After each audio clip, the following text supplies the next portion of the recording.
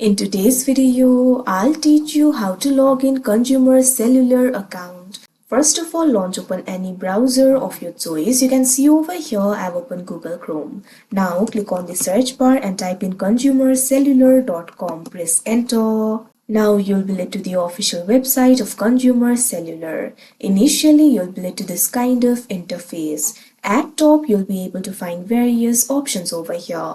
So if you want to log into your account, click on this option login that you can see on the screen. After you do that, you'll be led to the login interface of Consumer Cellular. From here, you'll be able to log into your account. All you have to do is enter your phone number and password over here. If you haven't registered for your account yet, click on this option register for my account and you'll be able to do it.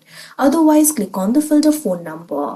Now enter your consumer cellular phone number over here. After you do that, enter the password. If you have forgotten the password, click on this option forget password that you can see on the screen. After you do that, click on this option login that you can see on the screen and you'll be logged into your account. So that is how you log in consumer cellular account. I hope you found this video helpful. Thank you for watching.